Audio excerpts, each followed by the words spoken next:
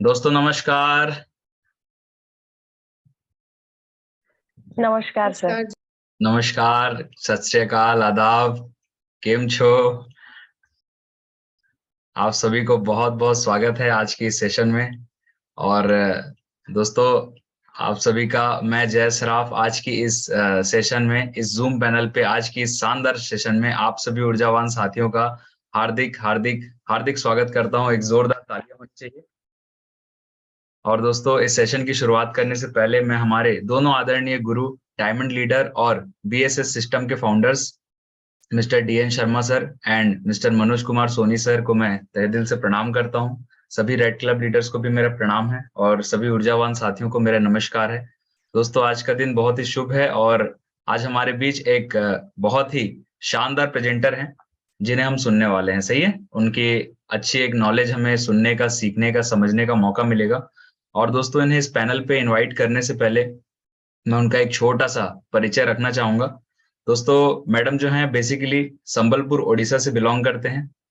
इस बिजनेस में आने से पहले यदि मैं उनकी एजुकेशन की बात करूं तो उन्होंने एमबीए कंप्लीट किया है। और पढ़ाई के दौरान हर एक स्टूडेंट का सपना होता है कि लाइफ में हम कोई मल्टीनेशनल कंपनी में एक अच्छी जॉब मिल जाए, एक अच्छा पोस्ट मिल जाए, एक अच्छी लाइफस्टाइल हो। सही है, तो कहीं ना कहीं इन्हीं सपनों को लेकर के मैडम ने एमबीए कंप्लीट किया। और दोस्तों, जिस तरह से हमें सेफ शॉप देखने का मौका मिला, कहीं ना कहीं इस अपॉर्चुनिटी ने उनके दरवाजे पे भी दस्तक दी। और उन्होंने दोस्तों पूरे बिलीव के साथ इस बिजनेस अपॉर्चुनिटी को ज्वाइन किया। और आज लगातार लगातार बीएसएस सिस्टम और सीनियर्स को फॉलो करते हुए लगातार लगातार सफलता लेते जा रहे हैं। खुद तो सफलता लेते जा ही रहे हैं, साथ ही साथ अपनी टीम में भी काफी सारे अचीवर्स क्रिएट करते जा रहे हैं। दोस्तों, जब ऐसी जबरदस्त और डायनेमिक पर्सनालिटी का मैं वेलकम करूं तो भारतीय परंपरा के अनुसार दोनों हाथों को ऊपर करके एक जोरदार धमाकेदार तालियों से उनका हम वेलकम चाहेंगे। सो प्लीज वेलकम और energetic leader miss Lisa Chavda madam. Please come on the Zoom panel. एक जोरदार thank you very much Jai sir. Most welcome Lisa madam and all the best for the session. Thank you very much sir. दोस्तों, सबसे पहले तो जय sir के लिए एक जोरदार ताली होना चाहिए, क्योंकि आज कहीं ना कहीं वो हमारे होस्ट है। और सबसे ज्यादा अगर मैं बताऊं तो शुरुआत यही करते हैं, यही उठाते, तो इनके लिए एक जोरदार ताली होना चाहिए। और दोस्तों नमस्कार, मेरा नाम है लीसा चावड़ा। मैं यही, जैसे कि सर बताए, कि संबलपुर ओडिशा से बिलोंग करती हूँ। दोस्तों, बेसिकली मैं गोल बाजार से हूँ। और जैसे कि सर ने बताया कि ऑलरेडी एमबीए कंप्लीट कर चुकी हूँ। एमबीए पढ़ाई करने के दौरान ही मुझे सेफ शॉप मिला था और इस बिजनेस का मैंने शुरुआत किया था उसी समय। और जैसे कि सभी को पता है कि हम जब भी शुरुआत करते हैं तो हर किसी को ना कहीं बाई चांस ही मिलता है ये बिजनेस। बहुत कम लोग होते हैं जो बाई चॉइस इस बिजनेस को करते हैं। लेकिन जब हम शुरुआत नो डाउट बाई चांस करते हैं, लेकिन बाद में वो हमारी चॉइस बन ही जाती है, क्योंकि इतना बेहतरीन कंपनी और इतना बेहतरीन सिस्टम की वजह से। तो उसके लिए एक जोरदार ताली होना चाहिए दोस्तों, है ना। तो चलिए दोस्तों, ज्यादा समय ना लेते हुए शुरू करते हैं इस सेशन को। सर से रिक्वेस्ट करूंगी, सर प्लीज स्क्रीन शेयर करेंगे। वेलकम मैडम, शुभ प्रभात, ढेरों शुभकामनाओं के साथ, all the best. Thank you very much sir. Most welcome Lisa madam. आज माहौल thank you very much. Good morning sir ji. Good आप मॉर्निंग माहौल बना दीजिए, माहौल आपको बना देगा। Good morning sir ji. जी बिल्कुल सर। वेलकम लीसा मैडम, मेरा आज स्वागत है। Thank you very much ma'am. Thank you ma'am. तो दोस्तों, आज का जो हमारा मेन टॉपिक है, जिसके ऊपर मैंने आज इस प्रेजेंटेशन को रखा है, वो है ethics in direct selling industry. हर जगह पे ना कहीं कुछ रूल्स होते हैं जो हमको फॉलो करने होते हैं। कुछ चीजें ऐसी होती है जिसको हम तोड़ नहीं सकते हैं। तो खाली ऐसा नहीं है कि हमारी इस इंडस्ट्री के बारे में बताना चाहती हूँ। हर एक इंडस्ट्री में कहीं ना कहीं एक एथिक्स होता है जिसको कि हमको फॉलो करना पड़ता है। लेकिन ना, मैंने बहुत बार ये देखा है कि हमारा जो ये इंडस्ट्री, यहाँ पे बोलते हैं कि नेटवर्क मार्केटिंग, डायरेक्ट सेलिंग में कोई रूल नहीं है ना। हम अपने मर्जी से इस बिजनेस को कर सकते हैं। नो डाउट यहाँ पे कोई रूल नहीं है, लेकिन कुछ चीजें हैं, एथिक्स है, क्या सही है क्या गलत है, हमको वो जानना बहुत जरूरी है। एथिक्स का मतलब ही यही होता है कि क्या सही है क्या गलत है, ये सारी चीजें हमको मतलब अच्छी तरीके से पता होनी चाहिए और किस तरीके से हमको एथिक्स को फॉलो करना है, यानी कि ऐसे कुछ भी चीजें नहीं करनी है जो कि हमारी बिजनेस को नुकसान दे, है ना। तो इसी के ऊपर है, तो नेक्स्ट करेंगे सर। चलिए दोस्तों, इसके लिए एक जोरदार ताली होना चाहिए हमारे बीएसएस सिस्टम के लिए, क्योंकि दोस्तों आज कहीं ना कहीं हम जो कुछ भी है, आज जो कुछ भी बता पा रहे हैं, समझा पा रहे हैं, बोल पा रहे हैं, सिर्फ और सिर्फ बीएसएस सिस्टम की वजह से। आज कहीं ना कहीं वही हमको सपोर्ट कर रहा है और आगे बढ़ने के लिए बता रहा है, क्योंकि दोस्तों अभी तक मैं बताना चाहती हूँ एजुकेशन के मामले में ना हम सिर्फ वीडियोस देखते थे और मतलब बुक्स पढ़ते थे, लेकिन मैं बताना चाहती हूँ ये जो जूम सेशन है ना, ये जूम सेशन हमको इतना नॉलेज दिया है, शायद ही कोई बुक या कोई वीडियोस हमको दे सकता है। क्योंकि क्या होता है ना, बहुत बारी हम लोग बुक्स और वीडियोस देखते हैं, भूल जाते हैं, लेकिन ये जो सेशन होता है ना, और जो मॉर्निंग में बोला जाता है ना कि मॉर्निंग के समय पे हम जो भी सुनते हैं वो हमारे दिमाग में अच्छी तरीके से सेट हो जाता है। तो ठीक उसी तरह ये बीएसएस सिस्टम जो हमारे दिमाग में सारी चीजें सेट कर रहा है ना, वो उस सबसे बड़ी चीज है जो कि मतलब अब अभी तक हमारे साथ नहीं हुआ था, अभी तक हम वो चीजें नहीं कर पा रहे थे, कोशिश कर रहे थे लेकिन हो नहीं पा रहा था। लेकिन आज ये बीएसएस सिस्टम की वजह से आज हम और भी स्ट्रांग बनते जा रहे हैं और लग रहा है कि अब जल्द से जल्द ना हम वो ऊंचाई तक पहुंच पाएंगे, यानी कि डायमंडशिप तक पहुंच पाएंगे जहाँ की हम जाना चाहते थे। तो उसके लिए एक जोरदार ताली होना चाहिए। नेक्स्ट करेंगे सर। दोस्तों हमारे महागुरु लोगों के लिए एक जोरदार ताली होना चाहिए, डीएन शर्मा सर और मनोज सोनी सर के लिए, क्योंकि आज कहीं ना कहीं यही है हमारे इस बिजनेस के फाउंडर और इन्हीं की वजह से ये बीएसएस सिस्टम हमारा शुरुआत हो पाया और आज कहीं ना कहीं इतने शानदार तरीके से आज आगे बढ़ते जा रहे हैं और बेहतरीन तरीके से बढ़ेंगे।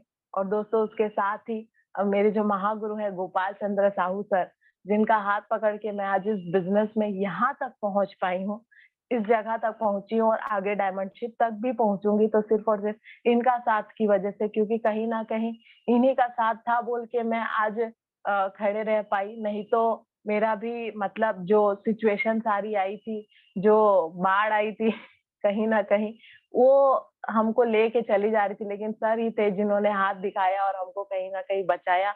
और आज वही उन्हीं की मार्गदर्शन में आज हम चल रहे, तो उनके लिए एक जोरदार ताली होना चाहिए। नेक्स्ट करेंगे सर। चलिए अब आती है एथिक्स का बात, हम टॉपिक पे आते हैं। तो यहाँ पे एक बढ़िया सा मतलब एक व्यक्ति है जिनके बारे में बताना चाहूंगी, जिम कॉलिंस, है ना। जिम कॉलिंस एक बहुत ही बड़े मतलब मतलब टीचर हैं, गाइड हैं, एक तरह से बोलूंगी, जो कि एथिक्स के बारे में बताते हैं। और वो लगभग यहाँ जो चार्ज करते हैं मतलब अपनी जो फीस लेते हैं ना, वो $1,00,000 एक घंटे का लेते हैं। जिम कॉलिंस मतलब बड़े बड़े कंपनीज होती है ना, उनके सीईओ को ट्रेनिंग्स देते हैं और मतलब जैसे बड़ी बड़ी 50 से 60 ऐसी कंपनीज है जिनके मतलब जो टॉप लेवल में मतलब जो 10,000 20,000 करोड़ का टर्नओवर करती है, उनके सीईओ उन लोगों को ट्रेनिंग्स देती है। और दोस्तों वो जो सीईओज होते हैं, वो जो बड़े लेवल के व्यक्ति होते हैं, जो एडमिनिस्ट्रेशन के व्यक्ति होते हैं ना, उनको उनके पास सारी नॉलेज होती है, फिर भी कहीं ना कहीं उनको नॉलेज की जरूरत पड़ती है, जो कि जिम कॉलिंस जो है वो मतलब वर्ल्ड के बहुत ही फेमस व्यक्ति हैं। और वो सिर्फ और सिर्फ एथिक्स पे बात करते हैं, क्योंकि दोस्तों वो जो जिस व्यक्ति लोगों को वो ट्रेनिंग देते हैं ना कहीं उनके पास वो सारी खूबियां होती है जो कि एक व्यक्ति के अंदर चाहिए, लेकिन सबसे बड़ी जो मतलब कहीं ना कहीं उनके अंदर खामी रह जाती है, वो होती है एथिक्स। मतलब उनको पता मतलब क्योंकि एक बड़ा सा बिजनेस, एक लॉन्ग टर्म अगर हम एक बिजनेस को खड़ा करना चाहते हैं ना, तो उसके अगर एथिक्स स्ट्रांग होंगे ना, तो बिजनेस कभी भी डगमगाएगा नहीं। लेकिन अगर वहां का एथिक्स सही नहीं होगा ना, तो हम बहुत ही ज्यादा चांसेस है गड़बड़ाने का। तो इनका एक सबसे बड़ा चीज है कि हाउ द मतलब उन्होंने एक बुक लिखी थी और उसमें एक बहुत प्यारा सा सेंटेंस लिखा था, हाउ द माइटी फॉल, यानी कि एक बड़ा सा बड़ा बिजनेस गिर क्यों जाता है। सिर्फ और सिर्फ ये एथिक्स की वजह से, क्योंकि वो एथिक्स को फॉलो ही नहीं करते हैं, सही तरीके से उसको मानते ही नहीं है। और इसके लिए तो मैं बहुत ही प्राउड करती हूँ। हमारी जो कंपनी है सेफ शॉप, उसके लिए एक जोरदार ताली होना चाहिए कि वो नंबर 1 कंपनी आज इंडिया में सिर्फ और सिर्फ इसी की वजह से, क्योंकि वो एथिक्स को फॉलो करती है। यानी कि उसको पता है कि समय के साथ कैसे बदलना है, उसको पता है कि समय के साथ अपने आप को ग्रो कैसे करना है, समय के साथ क्या-क्या एथिक्स और ऐड करना है ताकि हम लॉन्ग टर्म चले। आज कहीं न कहीं सेफ शॉप एक मात्र ऐसी कंपनी है जो इतने सालों से स्मूथली चल रही है दोस्तों, और आज तक कोई एक उँगली भी नहीं उठा पाया है, सिर्फ और सिर्फ एथिक्स की वजह से। क्योंकि कहीं न कहीं हमने भी ये चीज़ देखी है कि लॉकडाउन के समय सारी चीज़ें बंद हो गई थी, है ना? लेकिन उस समय एक 3 महीने का जो हमारा शायद 1 से डेढ़ महीना या 2 महीने का एक लॉकडाउन हुआ था, या 21 दिन का हुआ था, उस समय हमारी कंपनी सिर्फ बंद थी और वो 21 दिन में इतनी बेहतरीन प्लानिंग हुई कि हमारे रीसेल प्रोडक्ट्स आ गए, हमारे और भी बहुत सारे अपडेट्स आ गए। तो सोच के देखिए 21 दिन में हमारी कंपनी अगर एक इतना बड़ा ब्लास्ट कर सकती है, तो कहीं न कहीं अगर उसको और थोड़ा समय मिल जाता तो क्या से क्या हो जाता, है कि नहीं? तो आज हमारे लिए सबसे बड़ा एग्जाम्पल जो है ना हमारी कंपनी ही है कि वो एक एथिक्स पे चल रही है और वो लॉन्ग टर्म पे चल रही है ना? तो नेक्स्ट करेंगे सर।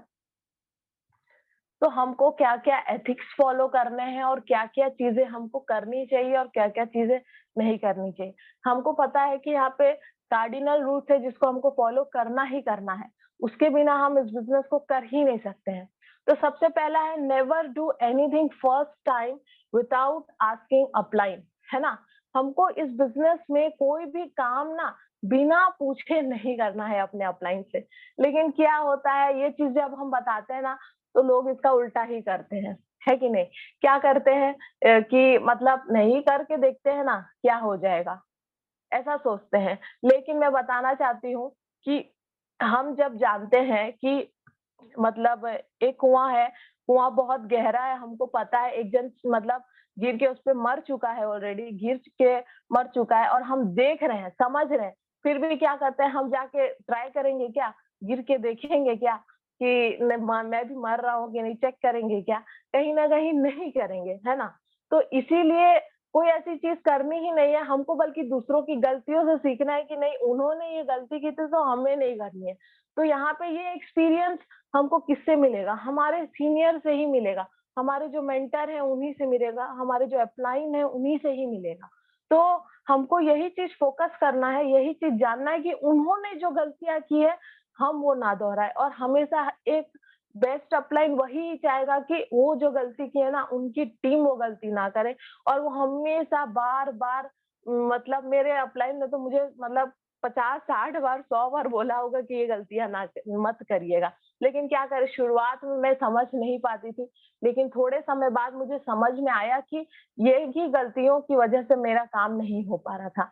तो ये चीज़ें जो मैंने की थी अब मुझे लगता है कि शुरुआत से मेरी टीम में ना हो, है ना? तो ये सबसे इम्पोर्टेंट चीज़ है और उसके बाद जो अपलाइन है, वो क्या है? नेक्स्ट करेंगे सर। देखिए इम्पोर्टेंस ऑफ अपलाइन, तो इसके बारे में छोटा-सा बात बताना चाहूँगी। यहाँ पे लायन और काऊ का फोटो दिया गया है, आपको लगता होगा कि इससे कैसे पता चलेगा कि अपलाइन क्या है? तो यहाँ पे एक छोटा-सा स्टोरी मैं बताना चाहूँगी कि क्या होता है कि गाय चरने के लिए गई रहती है, जो काऊ है, वो गई रहती है चरने के लिए। वो ना चरते-चरते क्या होता है जंगल की तरफ चले जाती है और वहाँ से शेर देख लेता है कि अरे मेरा तो शिकार आ रहा है, चलो उसके पीछे-पीछे चलते हैं। तो जब वो उसके पीछे-पीछे जाता है, उसका पीछा करने लगता है तो गाय घबरा के ना दौड़-दौड़ के जाने लगती है और वो अचानक से ना एक दलदल में फँस जाती है, घुस जाती है तो। और ठीक उसके पीछे-पीछे शेर आ रहा है, तो शेर तो भूखा है, उसको भी चाहिए कहीं न कहीं खाना। तो वो भी ना उस चक्कर में उसी के साथ वो दलदल में थोड़ा दूरी में फँस जाता है। तो अब वो दोनों तो फँसे हुए हैं, अब दोनों गर्दन तक घुस गए हैं दलदल में, अब क्या करें? तो उसी समय ना गाय ना शेर को देख के बहुत हँसती है। तो गाय शेर बोलता है कि क्यों हँस रहे हो इतना? और दोनों तो मरने वाले हैं। तो शेर बोलता, मतलब शेर इस तरीके से गाय को पूछता है, तो गाय फिर से हंसने लगती है और फिर गाय बोलती है कि कोई बात नहीं, मेरे मेरे पास तो कहीं ना कहीं एक मालिक है, यानी कि मेरे पास तो कहीं ना कहीं एक सीनियर है, एक व्यक्ति है जो मेरे को कहीं ना कहीं ढूंढते ढूंढते आएगा और मुझे बचाएगा ही बचाएगा। लेकिन तू कौन है मुझे बता। तो बोला, मैं तो जंगल का राजा हूँ। तो वो बोला कि अच्छा, तू जंगल का राजा, आज तू फंसा, तुझे कौन बचाएगा? उसका तो कोई सीनियर ही नहीं है, उसको तो कोई बचाने वाला ही नहीं है। तो कहीं ना कहीं ये यहाँ से यही चीज जानने के लिए मिलता है बहुत बढ़िया, कि गजब मैडम। यही चीज जानने के लिए मिलता है कि कहीं ना कहीं जो गाय है उसके पास ना सबसे बड़ी चीज है। उसका वैल्यू सिर्फ वही जान सकता है जिसके पास होता है। आज वो ही जगह पे दोनों जन मरने वाले थे, लेकिन गाय को अपने सीनियर पे, अपने अपलाइन, अपने मेंटर पे इतना विश्वास है कि वो गर्दन तक घुस चुकी है दलदल पे, लेकिन उसको फिर भी पता है कि नहीं, मैं कहीं ना कहीं बच सकती हूँ, क्योंकि मेरा सीनियर, मेरा मालिक तो कहीं ना कहीं ढूंढते ढूंढते आएगा ही आएगा, है ना? तो ये ही होता है हमारे, मतलब सीनियर का इम्पोर्टेंस होता है, जिसको कि हम ना समझ नहीं पाते हैं, जान नहीं पाते हैं। नेक्स्ट करेंगे सर। चलिए, always give one hand to upline and other to team. हम लोग क्या करते हैं ना, ज्यादातर ऐसे होता है कि मतलब हमेशा कोशिश करते हैं कि हाँ, अभी तो मेरी टीम बढ़ रही है, मैं अपने टीम का ज्यादा साथ देती हूँ और टीम को ग्रो करती हूँ, उन्हीं से ही मेरा इनकम, ये सारा माइंडसेट हमारे कहीं ना कहीं आ जाता है। लेकिन ना सबसे इम्पोर्टेंट चीज है, हमारा एक हाथ होना चाहिए हमारे सीनियर के हाथ में और एक हाथ होना चाहिए हमारे टीम के हाथ में। क्योंकि हम क्या करते हैं, हम अपनी टीम के पीछे लग जाते हैं और उनको आगे बढ़ाने के लिए लग जाते हैं और हमारे सीनियर के साथ टाई अप नहीं होते, उनसे कहीं ना कहीं दूरी बन जाती है ना? तो इसीलिए हमको एक हाथ अपने सीनियर को देना और एक हाथ अपने टीम को देना है। देख सकते हैं आप फोटो में कि जो एक सीनियर को हाथ दिया और जो एक अपनी टीम को हाथ दिया, वहां पे किस तरह से काम हो रहा है। और ठीक उसके नीचे एक दिया गया है जहाँ पे कि क्या हो रहा है, अपनी टीम को आगे बढ़ाने के चक्कर में जो मतलब साथ मिलना चाहिए वो नहीं हो पाया और ऊपर के भी कुछ लोग नीचे गिरते जा रहे हैं कहीं ना कहीं। तो हम उस जगह पे पहुंच ही नहीं पाएंगे जब हम सही तरीके से हमारे सीनियर का साथ, मतलब जब तक नहीं देंगे, वो अगर हमें कुछ बता रहे हैं, कुछ समझा रहे हैं, तो उसको समझना हमारे लिए बहुत जरूरी है। नेक्स्ट करेंगे सर। तो सेकेंड रूल आता है कि नेवर पास एनी नेगेटिव इन डाउनलाइन और क्रॉसलाइन, है ना? नेगेटिव बात करने में तो दुनिया माहिर है ना? हर किसी को नेगेटिव बात करने में बहुत मजा आता है, वो चाहे और खासकर दूसरों के बारे में, है ना? हर किसी को मजा आता है, इसने ये कर दिया, उसने वो कर दिया। लेकिन कहीं ना कहीं दोस्तों, मैं बताना चाहती हूँ कि नेगेटिविटी ना, हमारे इस बिजनेस में नेगेटिविटी की कोई जगह ही नहीं है। चाहे वो हमारे दिमाग में हो, खुद के लिए हो या दूसरे के लिए हो, और खासकर हमारी टीम में ना, अगर हम कुछ भी नेगेटिव बताते हैं या बात करते हैं, जैसे मान लीजिए हमारा कुछ डाउट भी है छोटा सा, तो हमको कभी भी वो अपनी टीम के सामने या उनको नहीं बताना है कि आज ऐसा हो गया, आज वैसा हो गया, क्योंकि कल को वही बोलेंगे कि आज तो मेरे मैडम को अगर या सर को अगर बिलीव नहीं है इस बिजनेस पे, तो वो मुझे क्या सपोर्ट करेंगे, उनके दिमाग में ये सारी चीज आएगी। और फिर आता है क्रॉस लाइन। क्रॉस लाइन पे भी हमको नेगेटिविटी कभी नहीं पैदा करनी है, क्योंकि कहीं ना कहीं वो क्रॉस लाइन मतलब क्या, हमारे सीनियर की टीम है कहीं ना कहीं, अगर हम वहां नेगेटिविटी पास करेंगे तो किसका नुकसान होगा? हमारे सीनियर का। अगर हम दूसरे का नुकसान करने जाएंगे तो हमारा खुद का ही नुकसान कहीं ना कहीं होगा। तो हमको ये नेगेटिविटी कभी पास नहीं करनी है। नेक्स्ट करेंगे सर। तो चलिए, ये 4 मोंकी, पहले तो हमने सुना था कि 3 मंदिर होते हैं, गांधी जी के 3 मंदिर, लेकिन अभी 4 हो गए हैं, है ना? तो ये क्या बताते हैं? बुरा ना देखो, बुरा ना बोलो और बुरा ना सुनो, है ना? लेकिन उसके साथ एक और बंदर क्या जुड़ गया है? बुरा ना सोचो, है ना? तो हमको ये सारी चीजें करनी ही नहीं है। अगर हम बुरा देखेंगे ही नहीं, सुनेंगे ही नहीं और सोचेंगे ही नहीं, तो हमारे जो नेगेटिविटी है वो आने की चांसेस ही नहीं है हमारे अंदर। हमारे अंदर कभी भी नेगेटिविटी पैदा ही नहीं हो सकती है और सारी चीजें पॉजिटिव होते जाएंगे और हमारा जो एक पॉजिटिव एनवायरनमेंट भी कहीं ना कहीं बन सकता है ना। और जो नेगेटिव एनवायरनमेंट है वो धीरे धीरे दूर भागता जाएगा और पॉजिटिव एनवायरनमेंट धीरे धीरे बन जाएगा। तो ये आज के जमाने में ये 3 बंदर की जगह अभी 4 बंदर हो गए, तो ये 4 बंदर भी हमको बहुत ही बेहतरीन सीख देते हैं। और सबसे इम्पोर्टेंट है कि बुरा ना सोचो, क्योंकि हम जैसा सोचेंगे वैसा बनेंगे। तो हम कभी बुरा किसी के बारे में सोचेंगे ही नहीं, तो हम कभी बुरा किसी के लिए कर भी नहीं सकते हैं। नेक्स्ट करेंगे जैसे। तो चलिए, तीसरा रूल आता है, never mess with anyone's ego, money and family. दोस्तों ये सबसे बड़ा और महत्वपूर्ण चीज है, क्योंकि मुझे तो ये सबसे बड़ा चीज लगता है। कहीं ना ये बिजनेस में फेल होने का कारण ये होता ही होता है, क्योंकि दोस्तों कहीं ना हम किसी ना किसी का ईगो को हर्ट कर ही देते हैं, और वहां से ही हमारा बिजनेस ना नीचे जाने लगता है, या तो फिर हम अपने ईगो को लेके बैठ जाते हैं, तो भी हमारा बिजनेस कहीं ना कहीं नीचे जाने लगता है। मनी एंड फैमिली, तो इसके बारे में आगे समझते हैं, नेक्स्ट करेंगे। चलिए दोस्तों, ईगो ना हर किसी के पास है, यानी कि मेरे पास भी कहीं ना कहीं ईगो है। हर एक व्यक्ति, आज इस दुनिया में जितने भी लोग हैं ना, हर किसी के पास कहीं ना कहीं ईगो है। लेकिन दोस्तों वो ईगो को ना, मतलब हमको किसी का ठेस नहीं पहुंचाना है। वो ईगो मतलब क्या, उसका एक वैल्यू, उस वैल्यू को हमको कभी नीचे नहीं गिराना या कभी उसको नीचा नहीं दिखाना।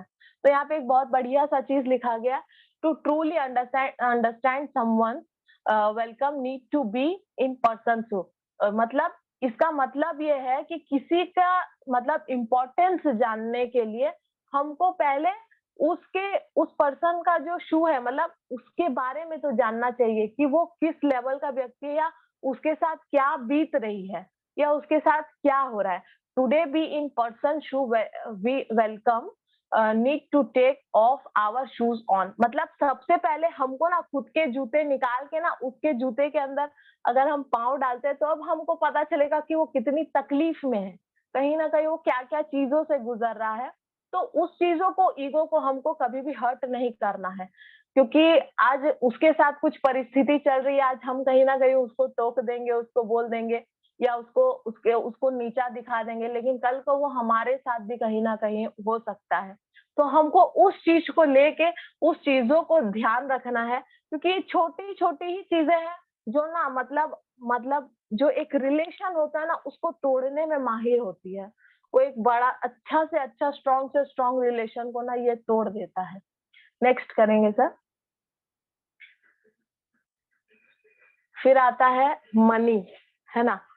ये तो सबसे इम्पोर्टेंट चीज है ना। इस बिजनेस में सबसे इम्पोर्टेंट चीज ये मनी डिसिप्लिन, ये इसीलिए है क्योंकि यहाँ पे बोला जाता है कि no borrowing and no lending in team. ना हमको किसी से पैसे लेने हैं, ना किसी को पैसे देने हैं। ये मतलब पूरा ही गलत चीजें हैं। ना हमको टीम में किसी को पैसे देने हैं, ना किसी से लेने हैं, ना सीनियर से पैसे लेने हैं, ना देने हैं।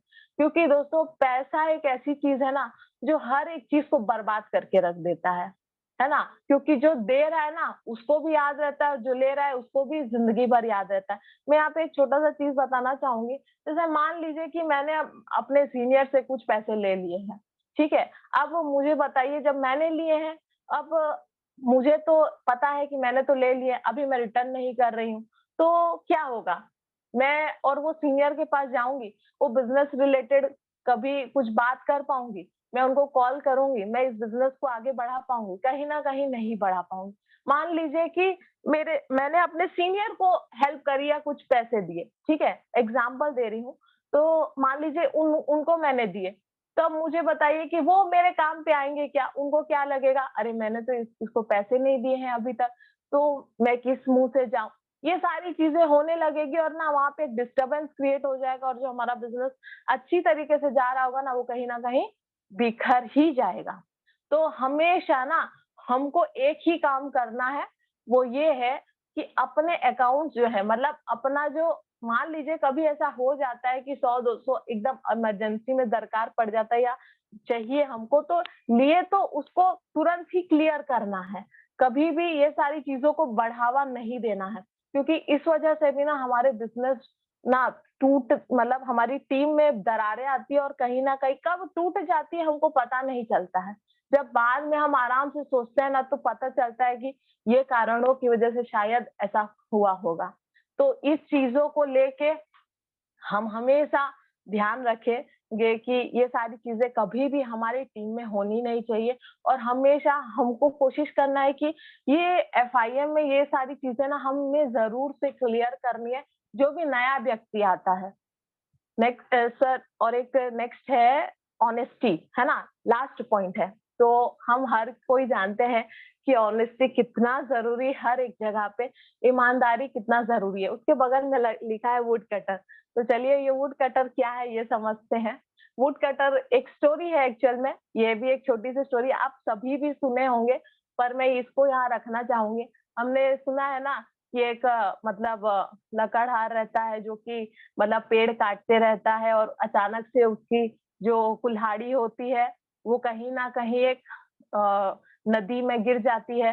तो फिर क्या होता है उसमें से वो पुराने ज़माने की बात है, मतलब त्रेता युग उस समय की बात है, तो क्या होता है उसमें से कौन प्रकट होता है? जल देवता कहीं न कहीं प्रकट होते हैं और वो बोलते हैं कि मतलब तुम्हारी ये सोने की कुल्हाड़ी है, तो वो मना कर देता है लकड़हार की कहीं, नहीं-नहीं ये मेरी नहीं है। फिर वो वापिस चले जाते हैं, फिर चांदी की लाते हैं, ये तुम्हारी है, तो भी वो बोलता है नहीं-नहीं ये मेरी नहीं है। फिर उसके बाद क्या होता है उसकी सही में जो कुल्हाड़ी होती है, जो लकड़ी और लोहे वाली, वो निकाल के लाते हैं और वो देते हैं, तो बोलता है नहीं ये तो मेरी है और फिर कहीं न कहीं जो देवता होते हैं, बोलते हैं ठीक है तुम ये तीनों कुल्हाड़ी ले जाओ। कहीं न कहीं उसकी ईमानदारी देखी कि नहीं, उसको सोने की मिली, चांदी की मिली लेकिन उसने एक ईमानदारी दिखाई। क्या दिखाई? कि नहीं मेरी जो चीज़ है मैं उसी को लूँगा। अगर अभी के ज़माने में होता तो क्या होता? है ना? कलयुग के ज़माने में अगर होता ये सारी चीज़ें तो क्या होता? अब इसको समझते हैं, ठीक है? उसने तो उस समय ईमानदारी दिखा दी और उस ईमानदारी के बदले उसको सोने की कुल्हाड़ी भी मिल गई, चांदी की भी मिल गई और उसकी जो थी वो भी मिल गई, है ना? लेकिन अभी के कलयुग के ज़माने में कैसा होगा? तो वही लकड़हार जाता है लेकिन अपनी पत्नी के साथ जाता है वो, कहीं न कहीं, ठीक है? और गलती से ना उसकी पत्नी क्या होती है पानी में गिर जाती है। तो उसमें से भी देवता निकलते हैं और वो आते हैं और बोलते हैं प्रीति जिंटा को निकालते हैं और बोलते हैं कि क्या ये तुम्हारी बीवी है? तो वो लकड़हार बोलता है कि हाँ है। तो वो बोलते हैं अरे इसके पहले तो मैं जब मतलब त्रेता युग में आया था उस समय तो तुमने मुझे बोला था कि ये तुम्हारी पहले जब मैंने सोने की कुल्हाड़ी दी थी तब तो तुमने मुझे मना कर दिया था और अभी तुम्हारी ईमानदारी कहाँ गई और अभी तुम कैसे हाँ बोल रहे हो कि पृथ्वी सिंटा ही मेरी पत्नी है बोल के बोल रहे हो। तो लकड़हार बोलता है कि उस समय की सारी कहानी मुझे पता है। आपने मुझे सोने की दी थी, चांदी की कुल्हाड़ी दी थी और साथ में जो मेरी थी, वो वाली भी दी थी। तो इसीलिए मैंने उसी डर से हाँ बोल दिया क्योंकि आप दूसरी फिर माधुरी दीक्षित ले आते, तीसरी मेरी ले आते तो मैं तीनों को लेके कहाँ जाता। तो इसीलिए मैंने रामचंद्र जी जो हैं, उनके ही मार्गदर्शन में एक ही जन को रखूँगा बोल के मैंने रख लिया। तो कहीं न कहीं ये तो जोक का एक हिस्सा है। पर मैं बताना यही चाहती हूँ कि उसने वहाँ पे भी कहीं न कहीं ईमानदारी बरती। नेक्स्ट करेंगे सर। चलिए, लास्ट में आता है जो फैमिली का बात बोली, तो यहाँ पे फैमिली हर किसी के लिए सबसे इम्पोर्टेंट चीज़ है और कभी हम किसी की फैमिली को के लिए कभी गलत नहीं बोलना या गलती से भी कुछ ऐसी चीज़ें नहीं करनी कि उसकी फैमिली को ठेस पहुँचे। तो यहाँ पे एक प्यारा-सा लाइन लिखा गया है कि ऑनर मदरहुड थ्योरी यानी कि हमको ऐसे काम करने हैं ना, ऐसी चीज़ें मतलब इस तरीके से अपने आप को बनाना है कि हम अपने जो मम्मी हैं, यानी कि जो हमारी माँ है घर पे, हम उनको खुशी-खुशी सारी चीज़ें बता पाएँ कि क्या हो रहा है। अगर हम सारी चीज़ें सही से अपनी माता को खुशी से बता पा रहे हैं ना, तो हम सही चीज़ें कर रहे हैं, हम कुछ भी गलत नहीं कर रहे हैं। तो यही बताना चाहती हूँ कि मदरहुड थ्योरी यानी कि हम अगर सही हैं, तो हम सारी चीज़ें सही कॉन्फिडेंटली अपने माँ को अगर कुछ बता रहे हैं तो उसमें कुछ भी मतलब दोष या कुछ भी नहीं होगा, वो पूरा प्योर चीज़ें रहेगा। तो इस इस थ्योरी को हमको हमेशा यूज करना है। और फिर आता है पावर ऑफ कैरेक्टर। हम सभी जानते हैं कि जो हमारे श्री राम भगवान जी हैं और रावण, जब उनका युद्ध हो रहा था और लास्ट में जब तीर चला दिया था श्री रामचंद्र जी ने रावण के ऊपर, और वो जब मृत्यु की शैया में थे, तो उस समय रावण ने उनसे बहुत मतलब कुछ चीजें पूछी कि मैं तो आपसे कद में भी बड़ा हूँ, जैसे कि वो ब्राह्मण थे, और रावण ने उस तरीके से बोला मैं तो आपसे कद में भी बड़ा हूँ, मैं धनवान भी बहुत हूँ, मेरे पास तो सारी चीजें हैं, लेकिन फिर भी मैं क्यों हार गया और आप क्यों जीत गए। तो वहां पे श्री राम जी ने सिर्फ एक ही चीज बोली कि तुम जो हो ना वो चरित्रहीन हो और मैं चरित्रवान हूँ। तो अपने बहुत चरित्र को हमको कहीं ना कहीं सही रखना है। अपने सही है। चरित्र को हम जैसा रखेंगे ना, हम वैसे ही बनेंगे। ये सारी चीजें, धन दौलत, ये सारी चीजों से कुछ भी नहीं होता है। अगर हमारा चरित्र सही है तो फिर हमको कोई भी जगह पे मतलब आगे बढ़ने से कोई भी नहीं रोक सकता है। तो हमारा कैरेक्टर हमको उसी तरीके से बनाना है। हमारे साथ जो भी आते हैं, मतलब हमारे इस बिजनेस में, जैसे कि मैं बताना चाहती हूँ, हर मतलब कैटेगरी के लोग आते हैं, है ना। तो उनको सही हिसाब से, उसी हिसाब से रिस्पेक्ट देना है। और उनको कभी भी ये फील नहीं होना चाहिए कि कहीं मैं गलत जगह पे तो नहीं आ गई। ये सारी चीजें कहीं ना कहीं एक मतलब एक विश्वास होता है एक फैमिली का, बोल के आज उनकी बेटियों को, बहनों को, माताओं को कहीं ना कहीं आपके साथ बिजनेस करने के लिए, बिलीफ के लिए छोड़ते हैं। और उस जगह पे हमको कभी गलत नहीं होना है। तो यही बताना चाहती हूँ कि हमारा कैरेक्टर सही रखना है। नेक्स्ट करेंगे जय सर।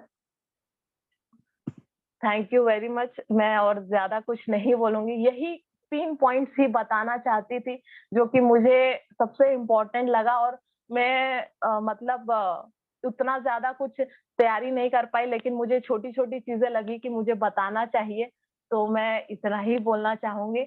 और इतना बोल के मैं हैंड ओवर करना, थैंक यू वेरी मच। और अगर कुछ अपशब्द निकल गया हो तो उसके लिए मुझे माफ कर दीजिएगा। और इतना बोल के मैं हैंड ओवर करना चाहूंगी जय सर को, और उनके लिए एक जोरदार ताली होना चाहिए। Welcome sir.